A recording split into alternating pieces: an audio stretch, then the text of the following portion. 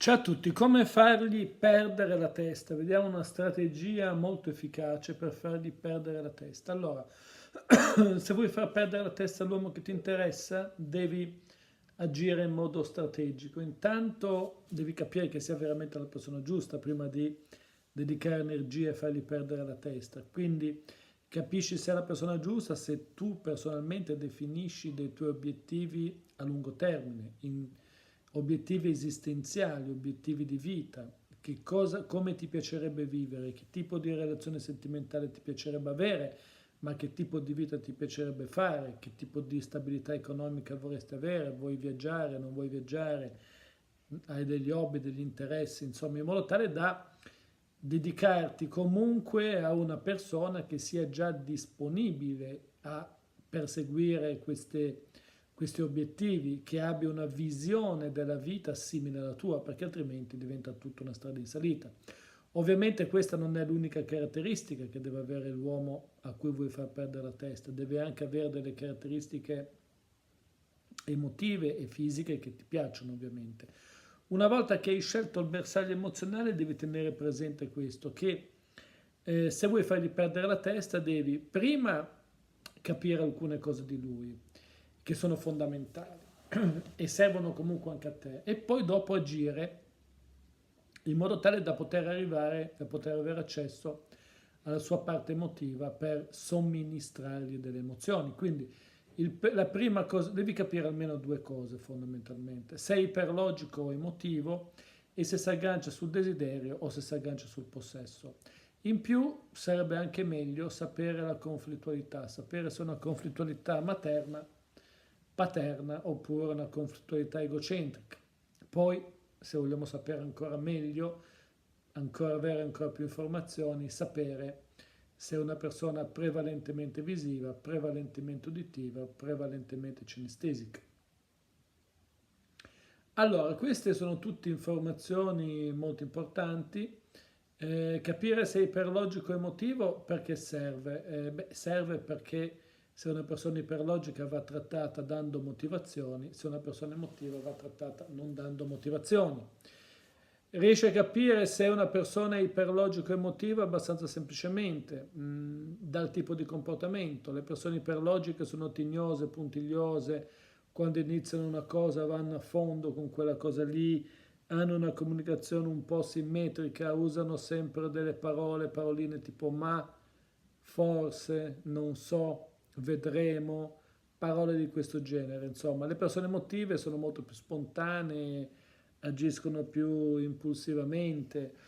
Facendo un paragone, diciamo, Walt Disney, Pippo di Walt Disney è una persona emotiva, Topolino, sempre con la lente di ingrandimento che controlla, è iperlogico.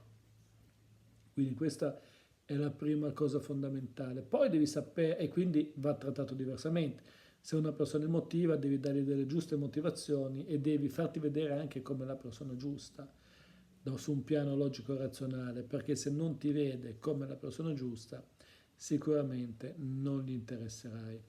Poi c'è da tenere presente un altro fatto importante.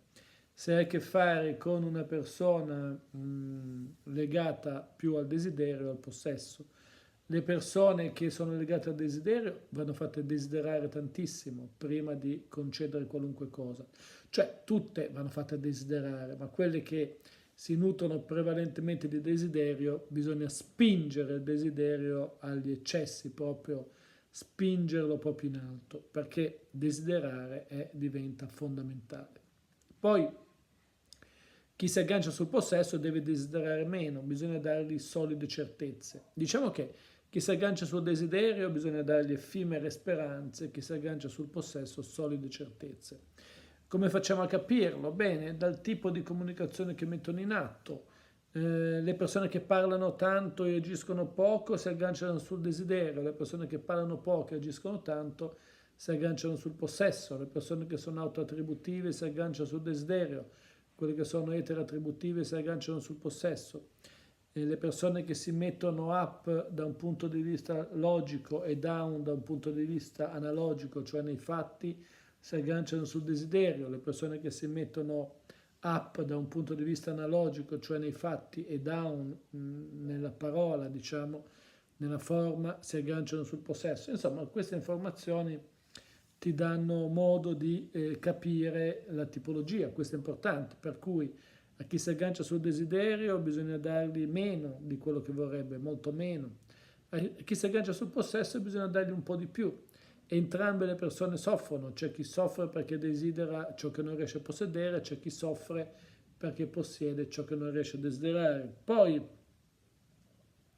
è importante capire la conflittualità. Le persone conflittuali madre sono morbide, materne, apprensive e quindi bisogna presentarsi come problematici, dargli modo di fare la mamma. Le persone conflittuali padre sono più rigide, dure, autoritarie, bisogna farsi cazziare un po'.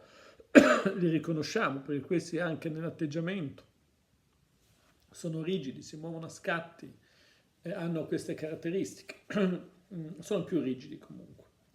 E le persone egocentriche sono più, diciamo, danno consigli ma non si sporcano tanto le mani, tendono a mettersi al centro dell'attenzione, vogliono essere sempre al centro dell'attenzione, quindi con le persone egocentriche è importante metterle un po' al centro dell'attenzione per poi tirarle giù. Ti metto su un cavalletto, ti metto su un piedistallo e poi ti tiro di sotto. Il fatto che le tiro di sotto o che posso tirarle di sotto dà un forte coinvolgimento perché si destabilizzano, non riescono più a capire come funzionano le cose e questo è veramente, diciamo, per loro diventa veramente seduttivo chi ha il potere di farne un vitello d'oro, ma anche di togliergli la possibilità di essere dei vitelli d'oro. Quindi è molto interessante anche questa tipologia di situazione. Quindi sapere se una persona è paterno, materno, egocentrica ci dà molte possibilità. Inoltre, un'altra cosa è capire se è una persona prevalentemente visiva, prevalentemente uditiva, prevalentemente cinestesica. In questo modo, diciamo, noi possiamo calibrare la comunicazione nel modo giusto. Le persone visive sono quelle che tra tutti i sensi danno prevalenza al senso della vista e parlano spesso usando metafore visive. Prima di rispondere ti tendono di muovere gli occhi verso l'alto. Metafore visive, mi immagino situazioni a tinte fosche, me ne ha dette di tutti i colori, insomma. E le persone uditive sono molto lente, hanno bisogno di essere ascoltate, mai mettere di fretta, tendono a muovere gli occhi lateralmente e tendono a usare espressioni legate a una metafora uditiva. Mi sono detto, diciamo, siamo sulla stessa lunghezza d'onda, questa cosa mi suona bene, questa cosa non mi suona bene, mi suona male. Sono tutte frasi che rimandano al senso della vista e quindi a queste persone non dobbiamo mettere di fretta, dobbiamo ascoltarle, è importante ascoltarle. E le persone cinestesiche sono quelle tattili che utilizzano prevalentemente i sensi del tatto, dell'olfatto e del gusto. Li riconosciamo perché tendono a toccare, essere toccati e desiderano essere toccati, desiderano il contatto fisico. Possono apparire un po' trasandate, tendono a muovere gli occhi verso il basso e utilizzano delle metafore cinestesiche. Questa cosa mi puzza, questa cosa non mi va giù, questa cosa ce l'ho qua sullo stomaco. E in questo modo riusciamo anche qua a mettere in atto la giusta comunicazione. È evidente che tutte queste strategie servono per poter entrare nella cabina di comando della persona e per poi dare forti emozioni, perché poi la testa la perde quando la parte logica non governa più la situazione, quando riesce a dargli forti emozioni. E queste forti emozioni le puoi dare appunto capendo, e già se hai avuto accesso riuscirai a capirlo, se si aggancia più sull'abbandono, se l'abbandono rappresenta un turbamento, oppure la disistima, oppure la paura di essere condizionati, il timore di essere giudicato male, insomma ci sono tantissime cose che tu devi fare per dare emozioni e devi appunto già se capisci che una persona è legata al desiderio devi renderti indisponibile, questo le darà forti emozioni. Ecco, in questo modo, quando la parte emotiva prenderà il sopravvento, allora tu potrai dire che questa persona ha perso la testa e quindi potrai mettere dei vincoli, delle condizioni che lo porteranno o la porteranno a innamorarsi sempre di più.